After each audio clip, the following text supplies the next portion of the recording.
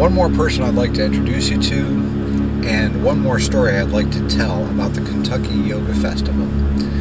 It happened the last night of the show. The second day of the festival was absolutely beautiful, and to finish it off, they had a huge bonfire that burned all night long. And as the workshops finished up, people found their way to the bonfire, and several people brought drums and hand pans and assorted percussion, and I took my didgeridoo, and so we've got this little jam going, and then all of a sudden I hear this woman's voice join in, just clear and resonant and beautiful and sweet, and the hair stood up on the back of my neck, and I looked over and I saw that there's this beautiful woman sitting next to me, and the voice is coming out of her.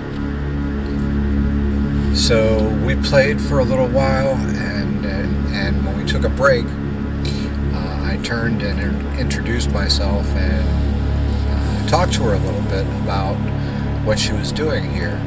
And I found what she was doing very, very interesting. And it reminded me, or made me think about, the experience I shared in episode 5 about the laughter yoga class and how good women were at making fake laughter, and how it gently revealed to me how often women will do something that, if it doesn't make me feel good, it at least prevents me from feeling as stupid and clumsy as I otherwise would. This is kind of alien territory for me as a man. We learn to be competitive. We learn to, I think it is hardwired in men to be competitive and to vanquish our enemies. We play games, we play sports and do things where we try to beat each other in good fun, but all of that was for training, for actually vanquishing each other, this is just how people are. I'm not condemning this behavior or condoning this behavior. I'm just pointing it out that the way that men are wired, and in our patriarchal culture, the way that our culture is constructed, almost everything is determined by some kind of a battle, right? Our elections, it's a battle where two candidates try to destroy each other.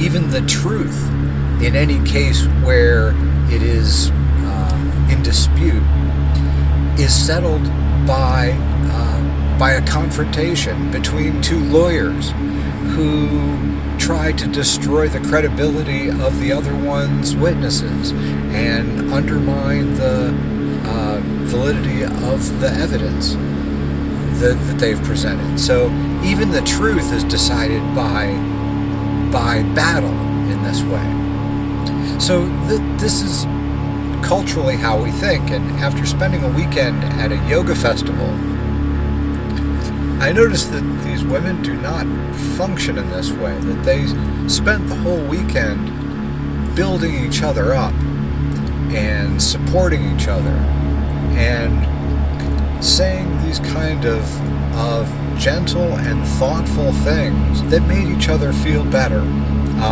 And I thought we could learn a lot from that. And I happened to meet Corey Lockhart, who was the woman who sat down next to me and sang at the bonfire the night before. I saw her the following morning talking about what she was there at the yoga festival to do. I'm going to let her tell you about that right now. Let's go for, well, first I'm just going to I'm starting off on your cards here. I'm going to come up and just tell me who you are and where you came from. Yeah. Well, first of all, thank you for asking. I am Corey Lockhart. My business is Art Communication.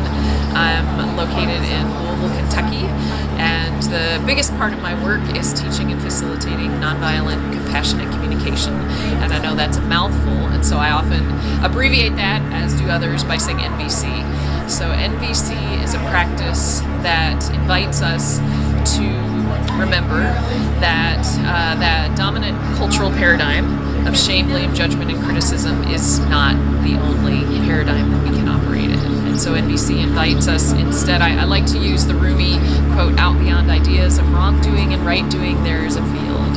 I'll meet you there. Because in that field, we're taking away the judgments of right and wrong and good and bad, and meeting in a place where we're bringing our curiosity and our goal, our intention is connection, starting with ourselves and then extending out beyond ourselves. Oh, okay, so for somebody who's used to a culture of shame and blame, what are the other ways that you would communicate? Like, just some guy, like the shame and run those four by me again. Shame, blame, well, and actually sometimes I'll add, so shame, blame, judgment, criticism, and sometimes I also add reward and punishment, because even reward can kind of get us into trouble of this idea of some people are deserving and other people are not. NVC really, one of the foundational ideas is that every single thing that we do is because we're trying to meet needs, universal human needs that all people at all times in all places have, like safety, connection, being heard, ease, play, rest, all of those things.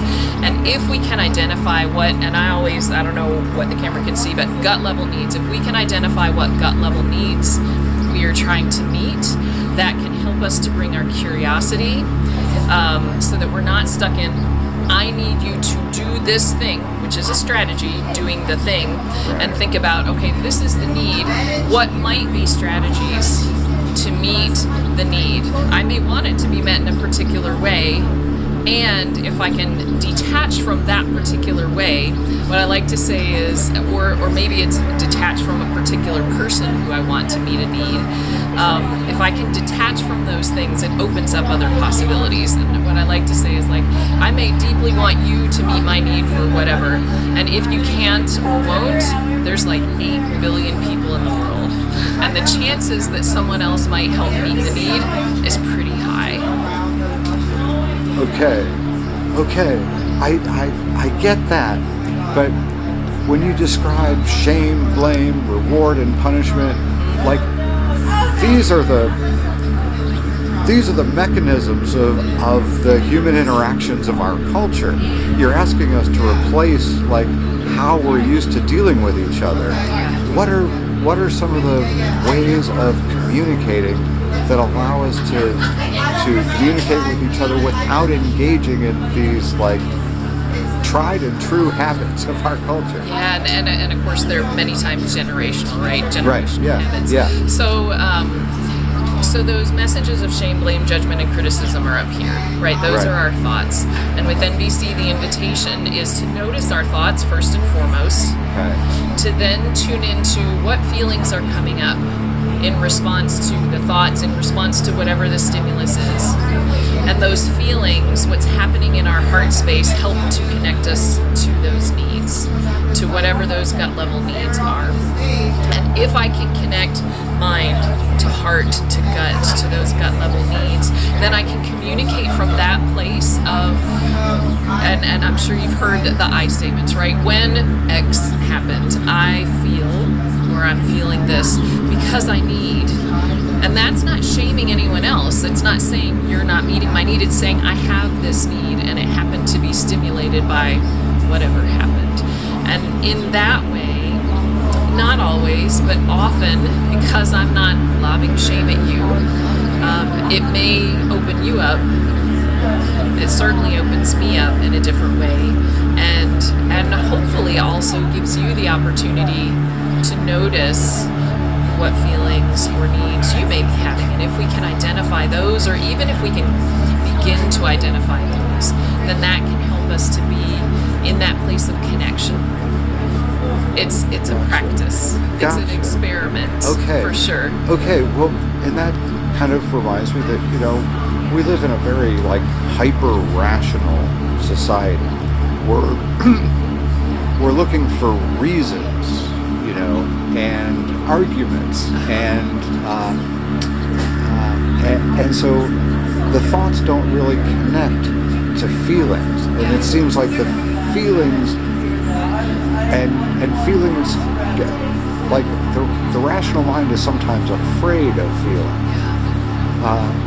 So maybe talk about the importance of emotion. This was a card that I just drew from the deck, right?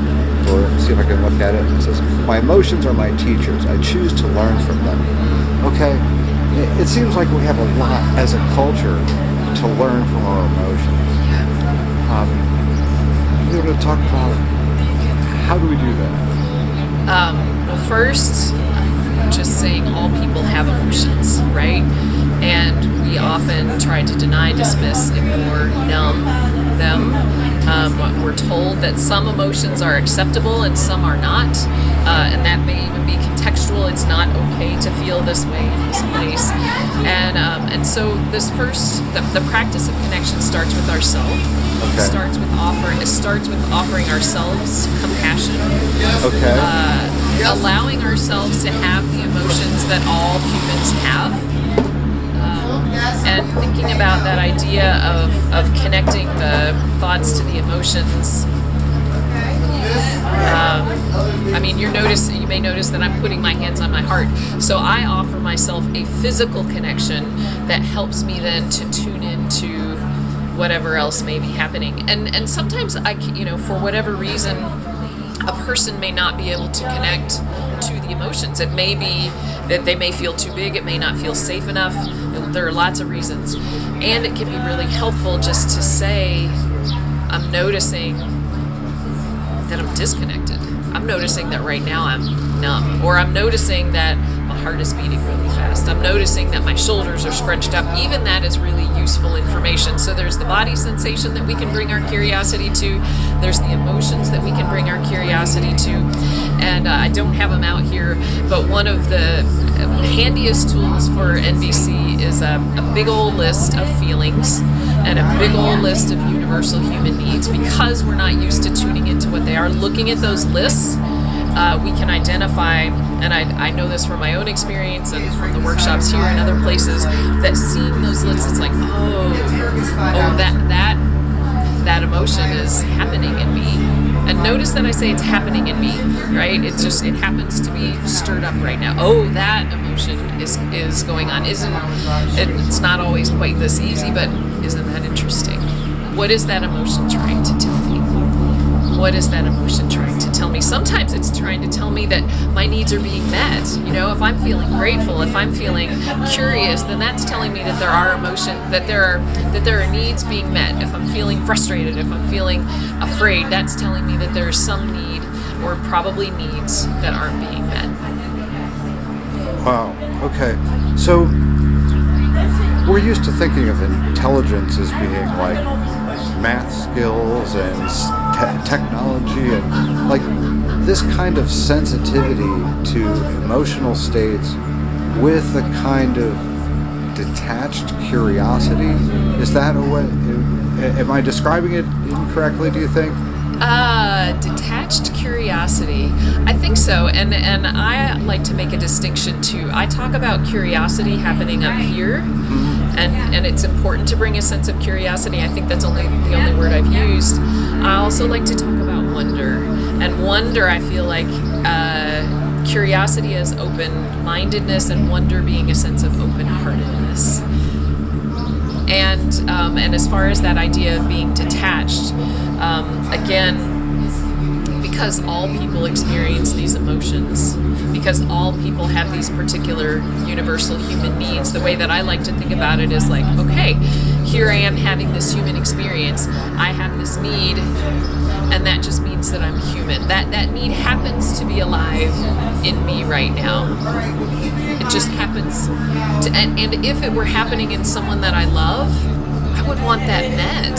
And so can I offer myself that love so that that need can be met?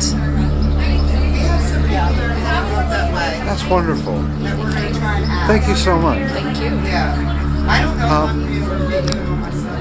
Contact information. Yeah, so my website is my name, CoreyLockhart.com, CoreyLockhart.com. My business is called Heart Communication, but it all goes through that website, and yeah, that's the best way to find me. That white card is in your